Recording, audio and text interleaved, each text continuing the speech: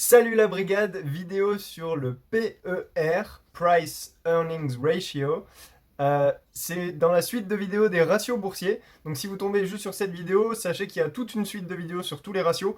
Vous trouverez toutes les informations dans la description et peut-être d'autres informations intéressantes dans le commentaire épinglé. Donc n'hésitez pas à regarder en dessous de la vidéo sur YouTube. Il y a une fiche résumée, il y a un article et vous pouvez télécharger cette présentation gratuitement si vous voulez, donc servez-vous. Alors, on va voir le PER, c'est quoi. Ensuite, en 2, on verra les calculs du PER. En 3, on verra à quoi sert le PER. 4, les inconvénients et les limites du PER. 5, on parlera de Warren Buffett, Phil Fisher et Peter Lynch, ce qu'ils pensent, eux, du PER. Et en 6, on verra où trouver le PER et j'irai le chercher avec vous dans les documents financiers d'une entreprise du CAC 40. Alors, le PER, c'est quoi? Un ratio qui détermine la cherté d'une action ou d'une entreprise. Alors, 3 phrases clés pour essayer de mieux comprendre le PER. Donc, imaginez un PER avec une valeur de X. X, pour ceux qui ne savent pas, c'est une valeur au hasard. Ça peut être 5, 500, 10, 30, voilà, peu importe. Pour chaque X euros que j'investis sur cette action, je devrais recevoir 1 euro un an plus tard. Avec un PER de X, je devrais récupérer ma mise initiale dans X années. Il indique qu'une entreprise a une valeur de X fois ses bénéfices. Ok, donc là vous voyez, je suis allé un peu trop vite. Là vous voyez sur le point numéro 3, il indique qu'une entreprise a une valeur de X fois ses bénéfices. On va s'attarder un petit peu sur le mot valeur. C'est une estimation du potentiel de l'entreprise. Il reflète le sentiment des investisseurs ou des analystes ou du marché envers l'action. Performance passée, prévision de croissance, etc. Bien sûr, ce sentiment, il peut être positif, négatif, et il peut s'inverser rapidement en fonction des différentes actualités, de l'économie, des chiffres de l'entreprise, etc. Alors, les différents types de PER, il existe le PER glissant. C'est celui qui est calculé sur les résultats du passé, sur une période donnée, en général une période de 12 mois, donc un an. Et il y a le PER projeté. C'est celui qui est calculé sur les prévisions d'analystes, donc avec un degré d'imprécision, forcément. Les autres noms du PER, vous pouvez trouver sur la toile ou dans des livres. En français, vous trouverez parfois le ratio cours-bénéfice, CB, le multiple de capitalisation. Et en anglais, vous pourrez trouver plusieurs variantes du PE ratio ou price multiple ou earnings multiple. On va voir maintenant les calculs du PER. Le plus simple étant PER égale prix d'une action divisé par BNA. BNA, c'est bénéfice net par action. C'est le ratio qu'on vient de voir dans la vidéo juste avant. Si vous ne l'avez pas vu, d'ailleurs, je vous encourage d'aller voir la vidéo sur le BNA, parce que ça va vous apprendre des choses, sauf si vous le connaissez déjà assez bien. Voilà, ça risque de vous apprendre plein de choses sur le BNA, et vu que c'est une composante du calcul du PER, c'est très important de savoir de quoi est composé le BNA. Alors, voilà, c'est ce que je vous dis ici d'ailleurs. Rappelez-vous qu'il existe plusieurs façons de calculer le BNA, d'où l'importance de bien comprendre comment sont calculés les ratios lorsque vous les utilisez précalculés. Voilà, même si vous allez les chercher sur des sites d'analyse, c'est important de savoir ce qu'il y a dedans et ce qui pourrait être ajouté ou oublié. Autre calcul du PER, cette fois avec la capitalisation boursière. On a PER égale capitalisation boursière divisé par résultat net. Donc une fois on calcule le PER par action, et une fois avec des chiffres par action, et une fois on le calcule avec des chiffres qui concernent la globalité de l'entreprise. Donc on va voir la différence entre ces deux calculs pour que vous puissiez bien comprendre comment on passe de l'un à l'autre, surtout pour ceux qui sont pas forcément super pointus en maths. Donc on va faire un peu de gymnastique entre les chiffres et comprendre pourquoi ces calculs au final c'est les mêmes. Ça va vous apprendre la façon dont les données financières sont utilisées et quelques pièges que peut cacher le PER. Alors, on a capitalisation boursière d'une entreprise qui est égale à prix d'une action fois nombre d'actions. Okay, c'est le prix de l'entreprise en bourse. Et le calcul du BNA qu'on a vu précédemment qui est résultat net divisé par nombre d'actions. Ok. On va partir du PER, prix d'une action divisé par BNA.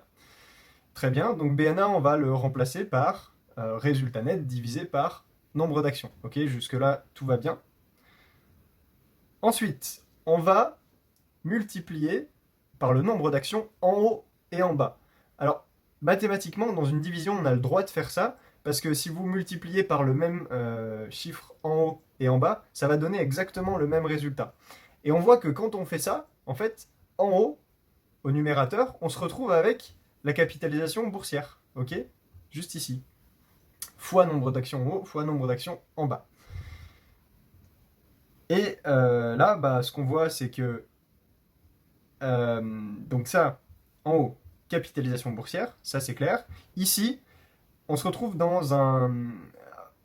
Alors mathématiquement, on divise par le nombre d'actions et on multiplie par le nombre d'actions. Donc en fait, ces deux-là, ils s'annulent. C'est comme si je vous disais 3 fois 5 divisé par 5. 3 fois 5 égale 15, divisé par 5 égale 3. Donc vous voyez que ces deux-là, ils s'annulent. C'est tout le temps vrai. Donc on passe au calcul PER égale capitalisation boursière divisé par résultat net. Voilà comment on passe de l'un à l'autre. Alors on va prendre un exemple chiffré, comme ça vous pourrez bien ancrer ces connaissances. Disons que pour une entreprise, le prix d'une action est de 16 euros.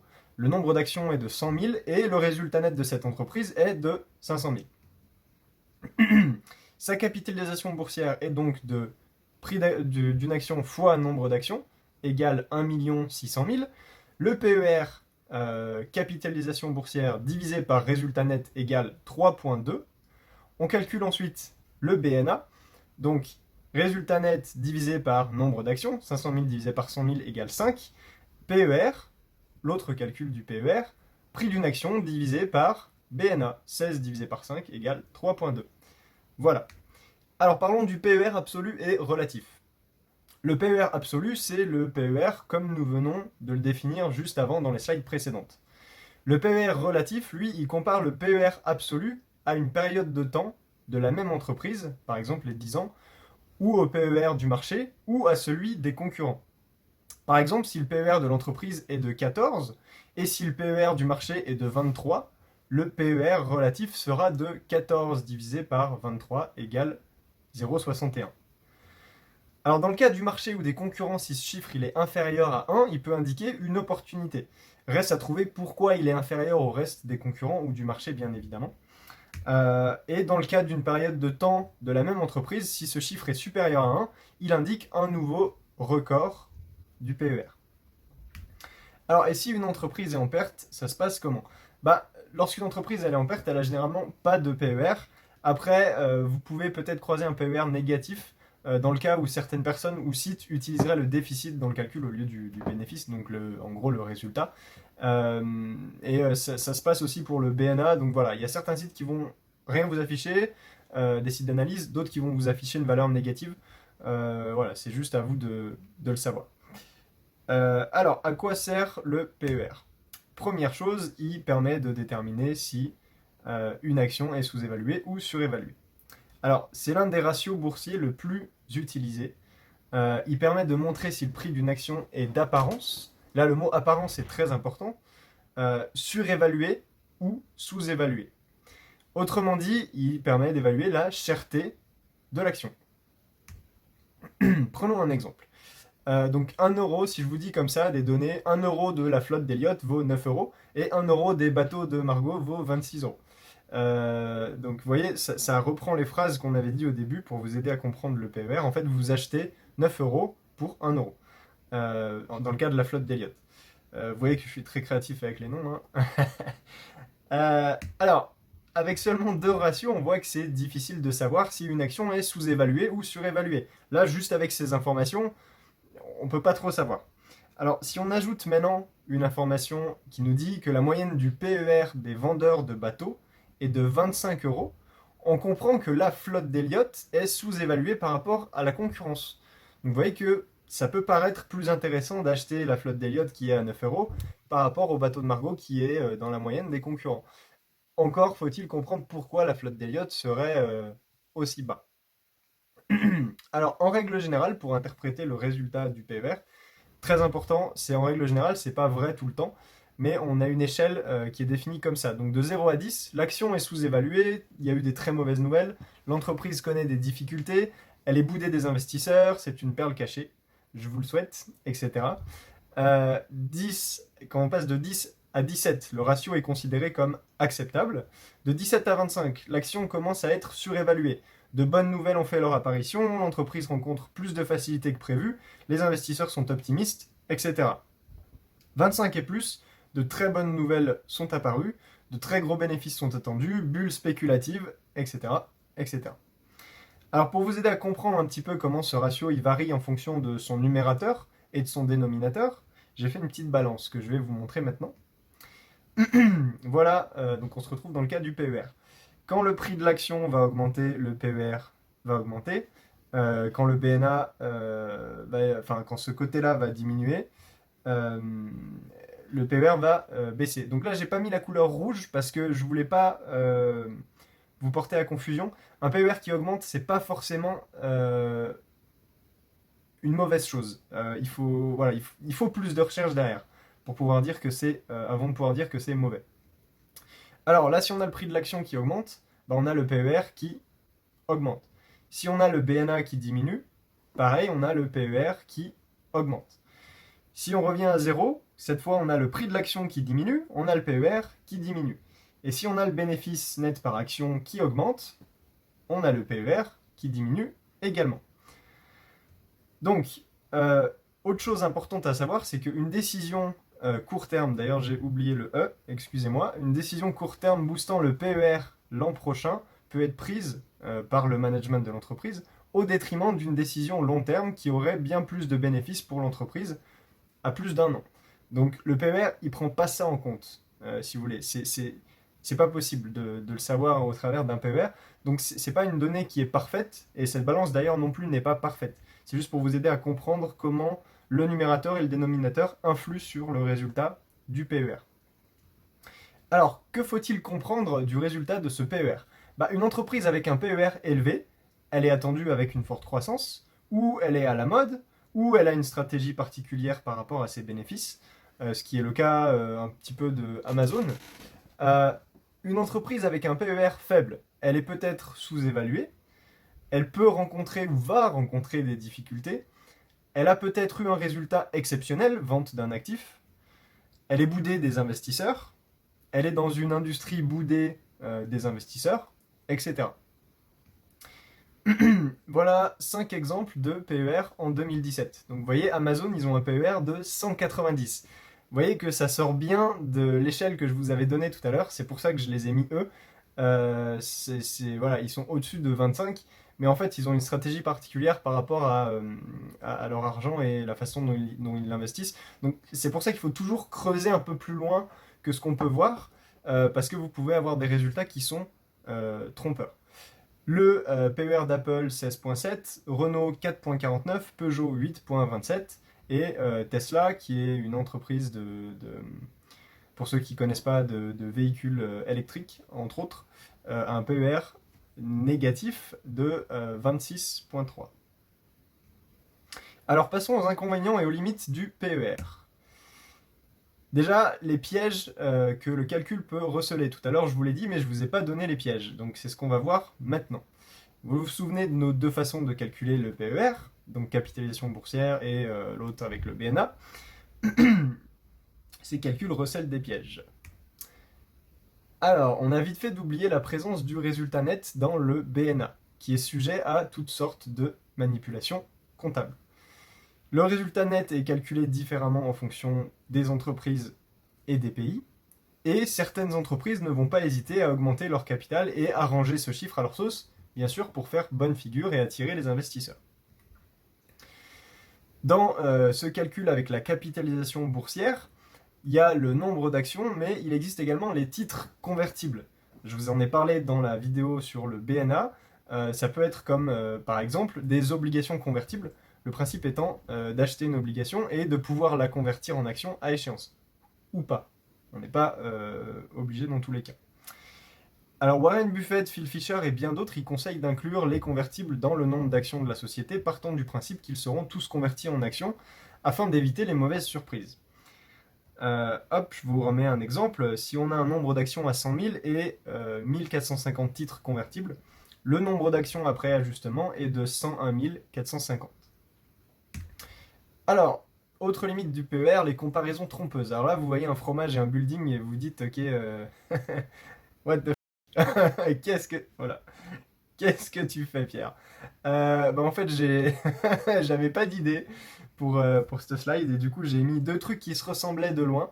Donc on voit un truc avec des trous et un autre truc avec des trous dedans et, et je me suis dit bah voilà et de près on voit que c'est pas les mêmes choses, c'est un fromage et un building. Tadam! Super. Alors le P je m'étouffe de mes blagues. Le PER de chaque secteur peut grandement varier. Il peut donc être assez maladroit de comparer les PER de deux entreprises en pensant par exemple que l'une est une meilleure affaire. Ne vous laissez pas avoir. Voilà. Pensez bien au fromage et au building. Le PER ne prend pas en compte la dette. Donc l'un des problèmes du calcul du PER est qu'il ne prend pas du tout en compte l'endettement de l'entreprise. Or, si le business ou le secteur d'activité se porte bien, il se peut que l'entreprise qui se soit endettée, ayant pris plus de risques, ait un PER plus élevé. Vous voyez donc encore une fois qu'il faut faire attention et bien comprendre le contexte. Alors, le PER, il n'inclut pas non plus la croissance, les prévisions de croissance.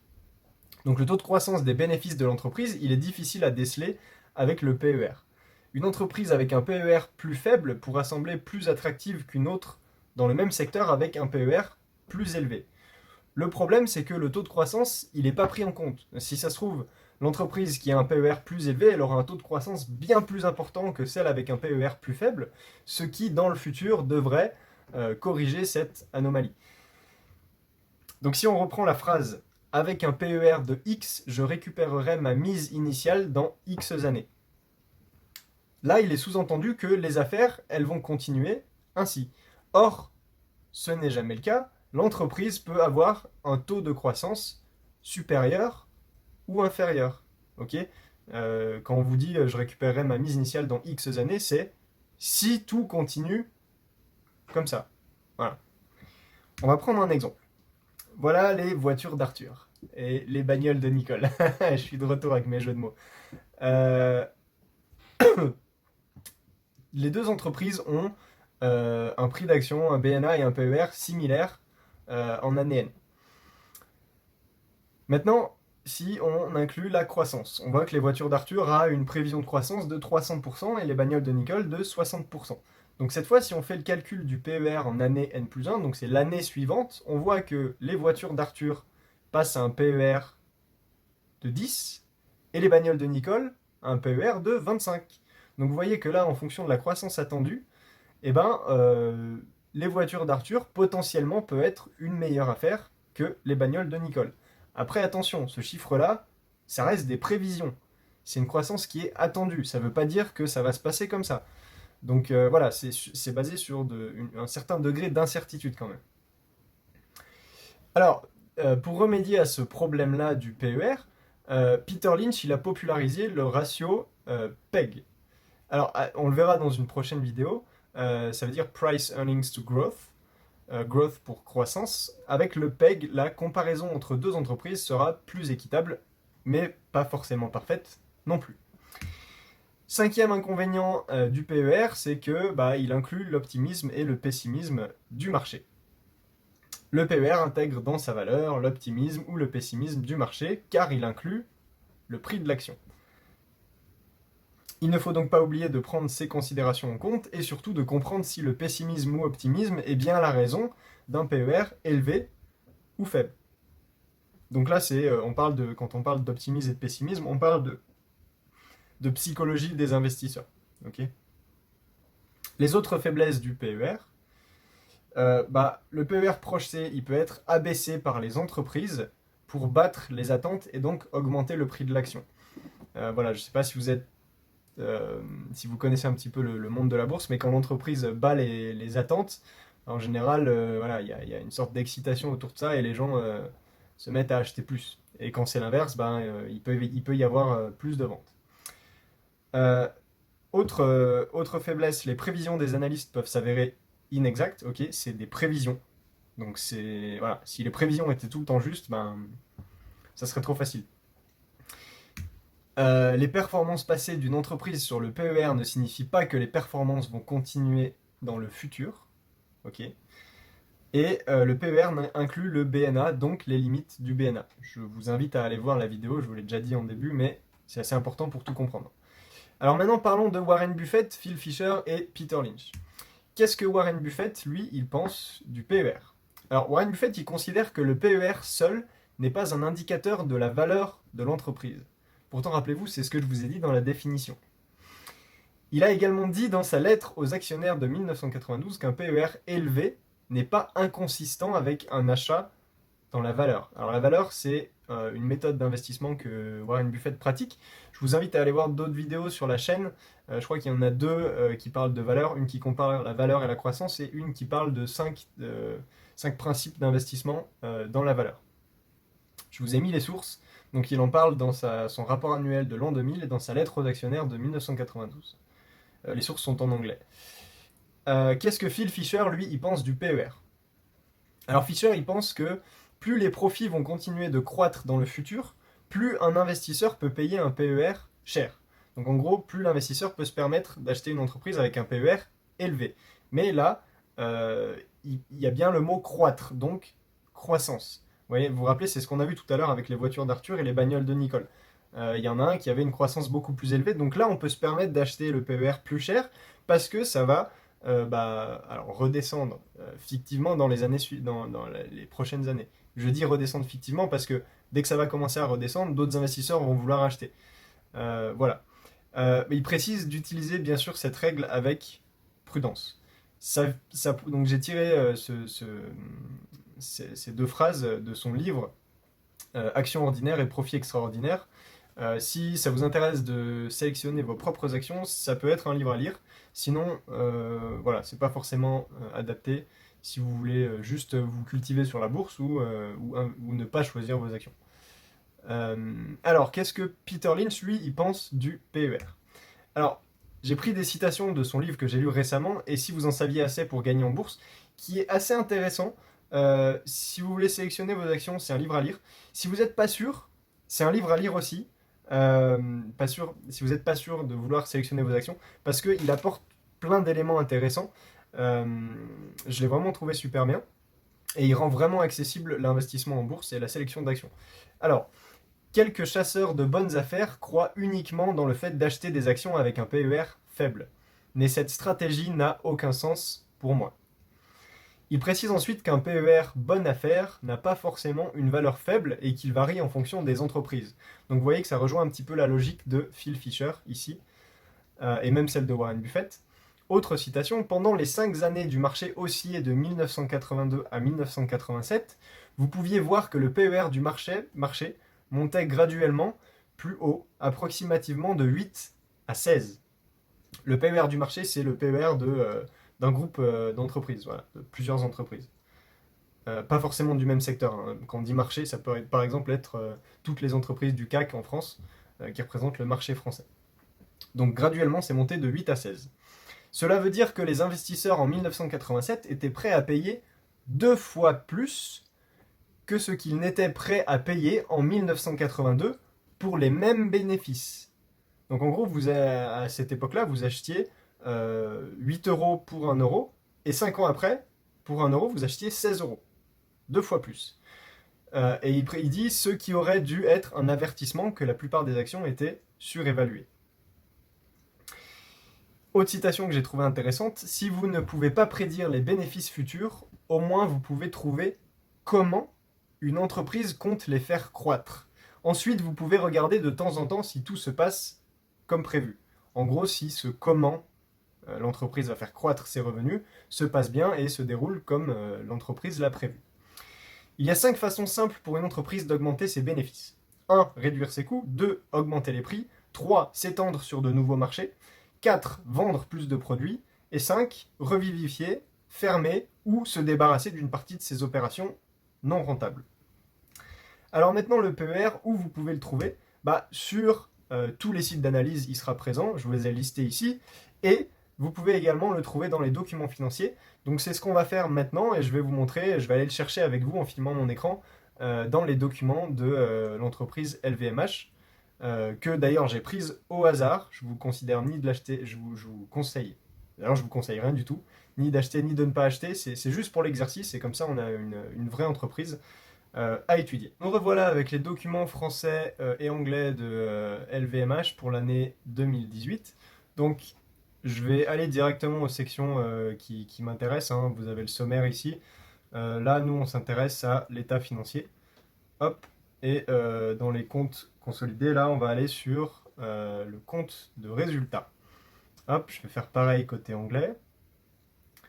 Hop, Consolidated Financial Statements et ensuite Consolidated Income Statement. Voilà, donc vous voyez qu'on a l'équivalent. Donc, vous vous rappelez que le calcul du PER, c'est le prix d'une action divisé par le BNA. Donc là, on trouve le BNA, c'est pas forcément tout le temps le cas. Alors, c'est pas marqué BNA non plus explicitement, mais résultat net part du groupe. Donc ça, bon, vous pouvez l'évacuer du mot, c'est pas important. Résultat net par action. Le résultat net est positif, c'est donc un bénéfice. Bénéfice net par action. BNA. Voilà, aussi simplement que ça. Après dilution, donc si vous avez vu la vidéo BNA, vous savez de quoi je parle. C'est le chiffre qu'on va prendre. Donc là, c'est 12,61. Ok, on retient ce chiffre. Là, vous avez la terminologie anglaise. Vous voyez peut-être pas bien d'ailleurs. C'est peut-être un peu petit pour vous. Désolé. Hop. Voilà, là, vous devez mieux voir. Tac. De toute façon, je vous laisse les documents comme ça. Vous pouvez aller voir vous-même, hein. Donc, n'hésitez pas à les prendre et les télécharger. Donc on a le BNA, il nous manque maintenant le prix de l'action. Donc le prix de l'action, vous pouvez le trouver sur les sites d'analyse ou dans les documents financiers, vous pouvez arriver à le trouver. Donc là, j'ai été le chercher directement. C'est pour le trouver, voilà, vous utilisez la barre de recherche où vous faites CTRL F sur Windows ou Command F sur Mac et vous cherchez prix de l'action, prix action ou action et vous finirez par le trouver. Surtout quand vous ne savez pas naviguer dans les documents financiers, ça peut être pas évident de trouver ça. Donc là, c'est dans la section marché de l'action. 4.1 ici. Hop, je vais y aller de ce côté également. Tac. Voilà. Et là, on voit qu'on a les valeurs du marché de l'action. Donc, ce qui vous donne là, pour l'année 2018, il vous montre plusieurs informations. Donc déjà, en fonction des mois, ils vous mettent le cours d'ouverture au premier jour du mois, le cours de clôture au dernier jour du mois, le cours le plus haut, atteint pendant le mois, le cours le plus bas, le nombre de titres échangés et les capitaux échangés. Voilà, donc ce qui nous intéresse, nous, on va prendre... Après, vous pouvez faire une moyenne hein, de toute l'année, voilà. Là, pour l'exercice, je vais prendre le cours... je vais prendre le cours le plus bas du mois de décembre, en fait. On va être un petit peu conservateur, entre guillemets. Donc, 242,30 divisé par, on avait dit 12,61. Voilà, donc on a un PER de 19,21 pour LVMH. Et vous voyez que si on change cette valeur-là, par exemple, vous pouvez prendre le cours le plus bas sur l'année. Comme ça, en fait, vous vous mettez dans une position favorable. Donc là, je pense que ça doit être 238. Hop, on n'est pas bien loin, donc il ne va pas y avoir une grosse différence. Et vous voyez qu'on est passé à 18,87. Alors, je vous ai dit position favorable, mais c'est l'inverse. Il vaut mieux le prendre le plus haut. Donc là, prenons 313,70. Hop, et là, vous voyez qu'on arrive à un PER de 24.